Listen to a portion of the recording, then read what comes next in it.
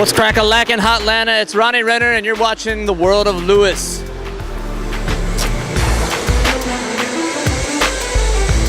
And I definitely love how you do the sprinkler. I love that, man. Even though it's back in the day, you are the only man that can truly pull it off and look manly about it these days. All right, you had to throw that in there. I was like, oh, where's this going?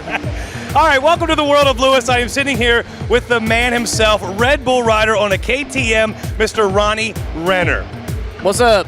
All right, Ronnie, let's step back when you first started. I remember seeing you at the first Nitro Circus on the DVDs that went out back in the day.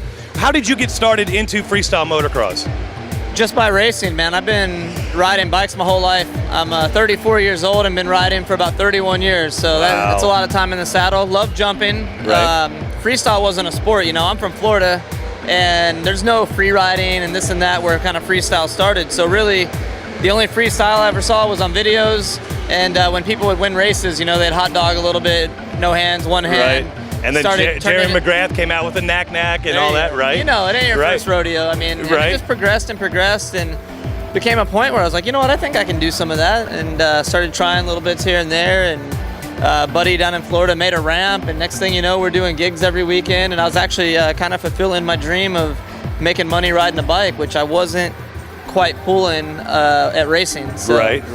Racing's a tough gig. What was your first trick that you were like, oh my God? Like, I remember seeing the Cordova or even the cliffhangers, the first one that I saw, and I was like, no way can anybody do that. What was your first trick? You're like, I got to do that. I got to learn that trick, and then blew your mind. I think the kiss of death. Okay. You know, jumping a little bit back from that, I was doing the knack-knacks and the can-cans and crappy heel clickers and stuff that I call carny tricks. You know, they could get you to the next carnival.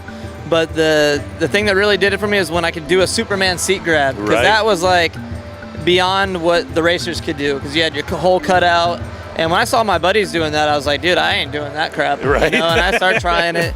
And then when they started doing the double grabs, I was like, there ain't no way you're going to catch me doing that. That is just retarded right there. Right. And I started doing it, and then, you know, eventually started doing it, I guess, at a better level than some of them. And by ways of real life, I made my way to California chasing family and stuff. And that was it, man. I just started riding all the time, and it's a way bigger scene for it out here. So, oh, yeah. And Temecula.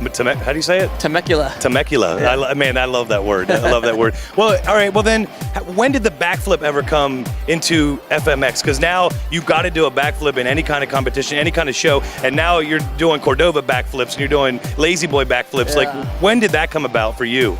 That's what's kind of been the beginning and the end for me. I started flipping pretty early with the guys, even before there was foam pits, you know. I was like, I got to get this figured out, because that's obviously the next thing. And what really kind of killed it for me, though, is once Travis came out with the combinations and had the levers on his bars and doing Supermans and all that, I was like, dude, I don't really want to do that every weekend. So it, you know, mad props to all those guys doing it, just not exactly my thing. I've done a couple of them in the Cordova and, you know, whip flips, and it's just not something I want to do every time I ride my bike.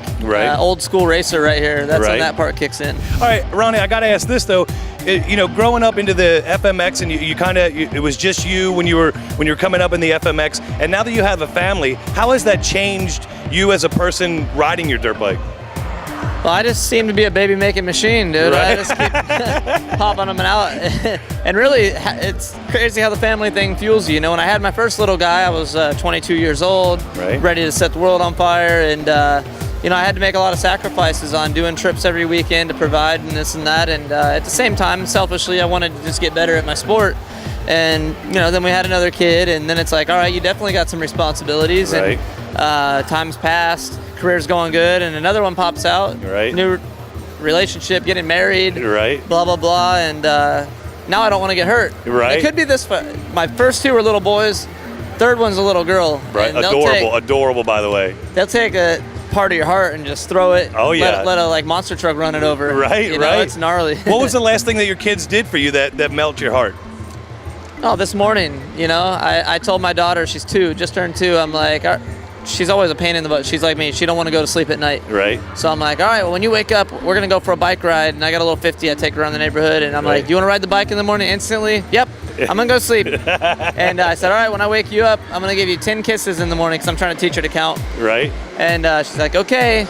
So this morning she wakes up and stands up and she goes, 10 kisses. Oh, Like, yeah, you're just melted, right? Yeah. Right. I got one. My son, when he was like 5 years old, like I remember I was sleeping and all of a sudden my eye just went open. He's like, hey, Dad, are you sleeping? I'm like, well, now I'm not. All right, yeah, I'm ready to do it. I'm ready to do it. Well, look, we love everything you do, you know, in freestyle motocross and how you're great with all your fans.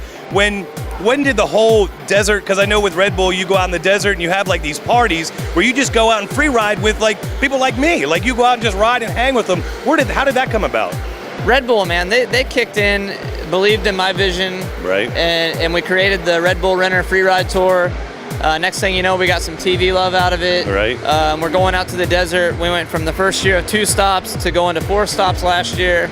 And all my sponsors kicking in, stoking out the fans with like, you know, lots of free giveaways and swag or whatever. Right. Try to use these cool hipster words.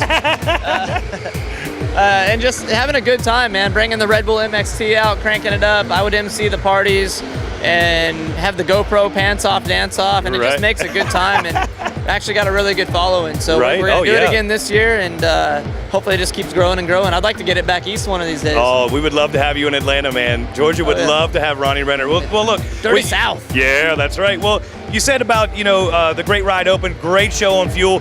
It was you and Tomcat Clowers. Now, Tomcat and you are kind of about the same age. You're about the oldest guys on the tour, right? Yeah. Tommy's got a couple years on me, but we're in that veteran OG category. Right. And what's it like to be an OG in this industry?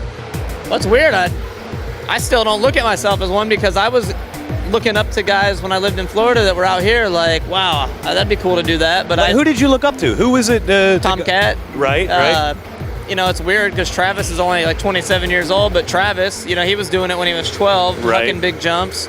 Mad Mike, Cowboy Kenny. Right, Bartram. You know, even Deegan and those guys, they were doing stuff. I would say, though, probably my all-time favorite was Mike Metzger. Right. He was an originator, Oh, yeah. you know, knew how to get the fans amped up if it was on or off the bike. Right. And just now that I know him, he's just a piece of work. Right. You know? It takes a special breed. Well, with the Red Bull X Fighters, you know, that's taken you all over the world. What is your favorite memory of the X Fighters?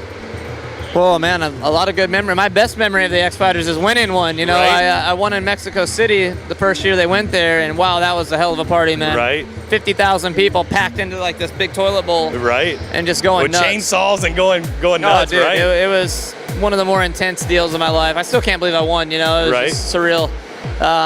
Been to 98% of them since then. I think I've only had to miss the 2 Brazilian rounds. Okay. And damn it. Right. So, well, I heard through the grapevine that you might be retiring from the Red Bull X Fighters. Is that true? No, I pretty much have. I've spent the last 2 years mostly doing TV hosting stuff and just some riding off the side. Like I went to Dubai last year, did the TV stuff for the series, but also went and rode and did some media stuff there. So I'm happy with that. Yeah, man. I don't have to be the star of the contest. No way. Yeah, but you like to be the star in front of the camera, my man. Because I saw your what piece was that? Your doctor piece, where you went around to all the different athletes and you were making sure that everybody was cool. That was great. So I love that you think outside of the box. Now you got to tell us, what is your favorite word to use?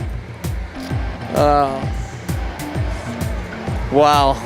Put me on the spot there. Yeah, no worries. It could be your everyday. Like, I'll give you mine. Mine, I love to throw the word tire iron in. Like, the way you say it is like tire iron. Like, it's like something crazy or silly like that. I was like, freaking comes out a lot. Yeah, because I don't like cussing, but you get pretty fired up sometimes. Right. But when the kids and freaking can be something else. You know what I'm saying?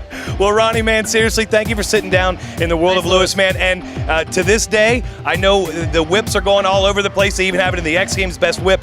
You started the whip for me. Your whip is like no other in the world. So, man, it is an honor to sit next to you. The Renner whip is what everybody calls it still to this day. And we will keep on keeping on with you, man. So thank you so much, Ronnie. Also, my other favorite word is Jack.